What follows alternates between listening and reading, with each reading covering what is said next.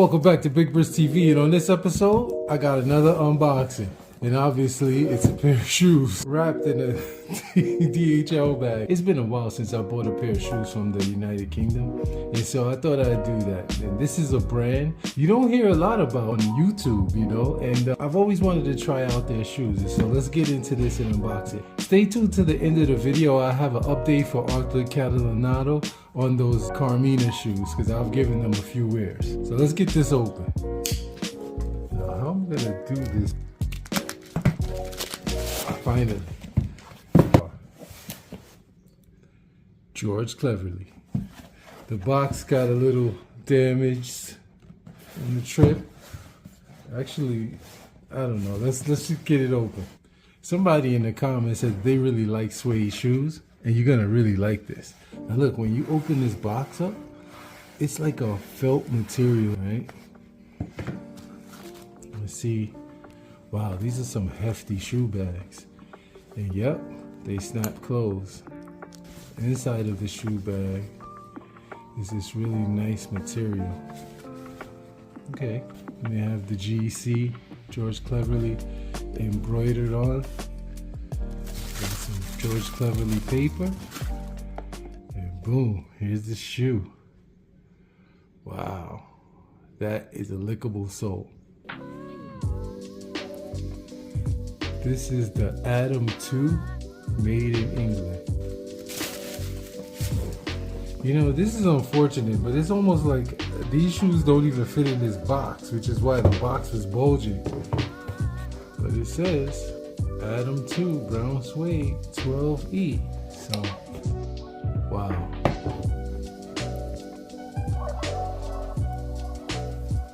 Now, for whatever reason, if you go back in history of my videos, which I don't even do on purpose, but I noticed if you work backwards, so for instance, watch this video, I'm going to end up saying something or doing something that's going to come out in a future video. Maybe that's how I get the ideas for my videos. But you remember when on the Blackbird video, when I was looking at the sole, in particular the heel, and I was talking about how they have the pitched heel that you usually only see in bespoke or really high-end shoes. I'm thinking George Cleverley, you know, the ready-to-wear George Cleverleys have this taper on the heel. Well, boom, here you go. Now, as I was about to say before, word on the street is that George Cleverley doesn't make their own ready-to-wear shoes. They outsource them to different factories. And the three that I've heard of were Crockett & Jones, Alfred Sargent, and Edward Green. And so you can see at least 3 different variants of the shoes. Some of them don't have the peak heel counter. Some of them have a different medallion. This one doesn't have a medallion at all. They have 2 different medallions I've seen, and then by the sole, that kind of is a giveaway to which company made it. And so I believe these were made by Alfred Sargent. Based on this little window here, the sole treatment, I haven't seen any Crockett & Jones shoes with this sole treatment. And then there's 2 rows of nails on the toe, very reminiscent of a pair of Alfred Sargent shoes that I have. I went and dug in the crates and pulled out this. Now, these are a pair of shoes by Alfred Sargent that I designed with them. As soon as I opened this and saw this drawer, I remembered my Alfred Sargent polishing cloth. It came inside here along with a tin of polish and some extra laces. Now these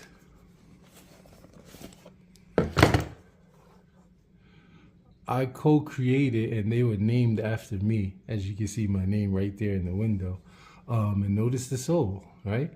Now I've had these resoled already a couple of times, and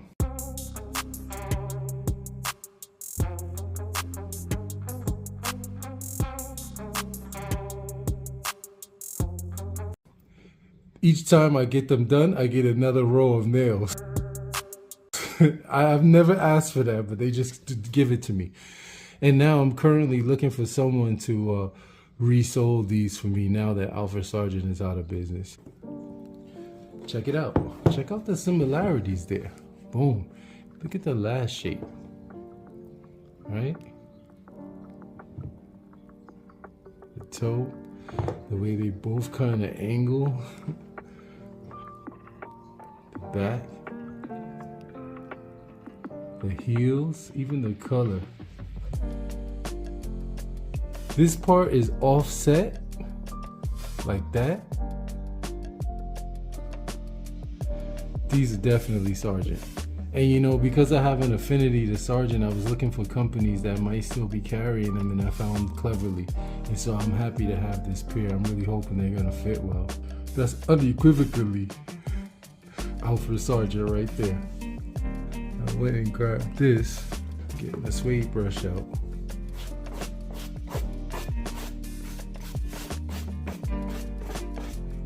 Give me a quick brush. I just ordered some protective spray to put on these. This is a really nice suede. Wow, even down to the way the sole, yes, this is unequivocally Sargent. Man, I wish Sargent was still in business. So these did come with round laces, as many of the brands out of Northampton still do come with round laces. They have a nice detail here, which is the broguing on the tongue, and it's pinked. Right? I like the fact that they do the pinking across the top. And I love the fact that the sole edge is an antique color. It's not just black. I hate when shoe companies, they make a light color shoe and then they do a black sole edge. It's just ridiculous. When I commissioned these, that was one of the things that I specified. I said I want a natural sole edge. I want it as natural as possible. It got darker each time I got them resoled, but this was my version of maybe a bougie dirty buck. You know, dirty bucks were always, you know, a big bulbous round toe, and these had more of a shape to them. You know, I wore them out. And here's another way I could use this shoe, is to just show how you know when your soles need to be resoled. Last time I showed with TLB, the sole edge, the high wear areas, but what I didn't show was the center right here. If you can push this in and it easily gives, that's how you know you're wearing into it, and you might want to look into getting the resole. Incidentally, those TLBs are still really tough in that area, and so I called off the resole. I suspect I have about a year left before they actually need to be resoled. Like these definitely need to be resoled. So if you guys know any cobblers that, you know, want to look out for me and could get this sole looking back like this, lickable, hit me up. Let me know in the comments. All right, so I'm not gonna do a walk with these because it's still icy out and wet, but I do want to get these tried on because there's another pair that I want to buy from them if these fit good. So let me do that now. And look at the narrowness of this waist. I mean, that is probably, it's another thing I said. And look how narrow this is. I mean, the narrowest waist that I've had to date. The Yearn shoes was one of the most narrow waists I had to date. Now look at this one. This one is rivaling the Yearn, if not more narrow. Wow. Oh man, that went in good.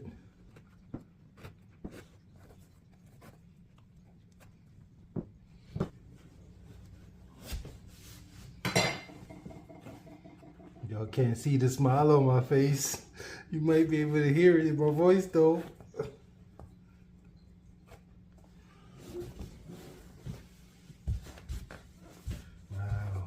Yes.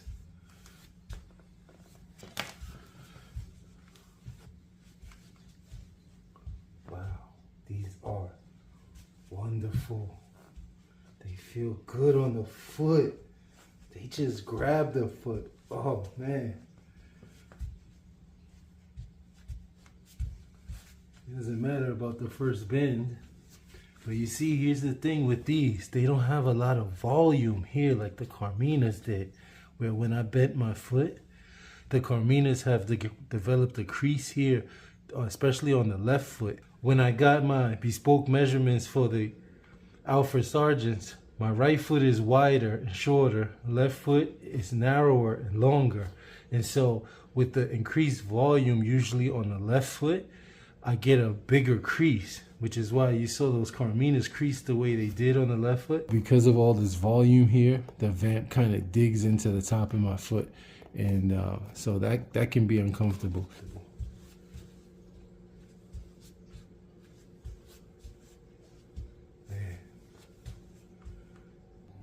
You know, I can't tell you how pleased I am with these shoes. They're wonderful. Now they retail for about 620 pounds, and they were on sale for 395 pounds.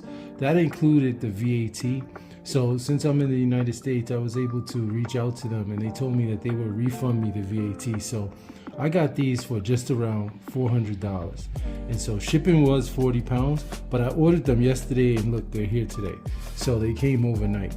And these things are absolutely amazing. It's just a shame that Alfred Sargent is no longer in business, because they put out a really high quality product. This is made to their hand grade specifications, as I showed you with my hand grades. Some really wonderful shoes, and this last fits me really well. So I would say, Cleverley, take your normal UK size. They're gonna fit a little bit more snug than, say, the Carminas, which, speaking of the Carminas, I see a box color theme going on here. My wife said I was kind of hard on Carmina when I was doing my review on these, and I was just being honest. But now that I've worn them a few times, I can definitely say that I really like these. I mean, they're built very sturdily. The weight, like I noted on the beginning, they have some weight to them. But here's some things that I noticed about the Carminas that I might not have mentioned in the first video. The impression that I get when I see these is that somebody from Carmina said, who makes the best shoes in the world? The British. So let's get a pair and see how they do theirs, and let's do it like them, but try to just do it better, or at least as good, whatever. In looking at this is a very solidly built shoe. I mean, like I said, it's got weight. I wish I had a gram scale here. Just the thickness of the leather, the sole, the heel stacks and everything, even down to the dog tail. The thickness of the leather here. One thing I was noticing about the Cleverleys is something that I was missing in the shoes that I've been getting of late is the thickness of the leather they used. So the upper leather here and then the lining leather, the same thickness, you know, it's not thinner. The Yearn shoes, it seemed that the lining leather might have been thinner, which is probably why that whole shoe was more lightweight. And then when you look down into here, into the insole, right, you can see just how thick that leather is there. And so you get a substantial shoe. But then if you look here at the edge, it's notably thinner. Look at the Carmina edge. Do you see that?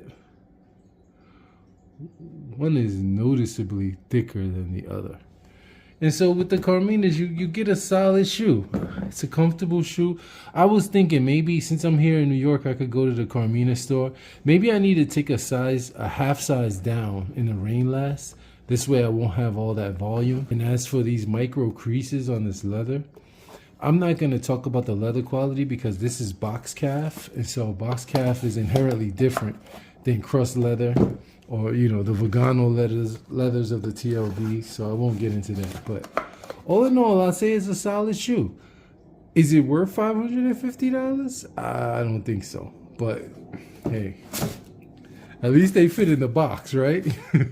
So all in all, I gotta say that I'm thoroughly impressed with these shoes. Obviously, I'll know more once I wear them, but having had experience with several pairs of Alfred Sargent shoes in the Handgrade line, I can tell you that these are gonna work for me already. I'm so happy to have been able to get a pair made by Alfred Sargent for just around the $400 mark. I mean, that's incredible. And I'm gonna keep the round laces in. Well, if that refund does go through for the VAT on these, I'm gonna immediately place an order for another pair. I've been wanting another pair with a day-night sole for whatever reason. And so the first pair of Cleverleys that I did order that it turns out they weren't in stock was a Charles in country calf or in pebble grain leather. And then when they gave me a refund, I ordered another brand in a hatch grain with a city sole. Those will be coming up very soon. But the ones that I'm looking at from Cleverley will be made by C&J. So Crockett & Jones will get that on the bench. So if I get those, I'll be sure to update the video. Hey, if you like what you saw, hit it with a thumbs up. If you didn't like what you saw, still hit it with a thumbs up and subscribe. I do stuff like this all the time on my channel. Keep the lookout, man. I'm gonna be having some real heat coming. All right, stuff that everybody else, you haven't seen these on YouTube, right? Hey, everybody stay well, and I'll catch you in the next one.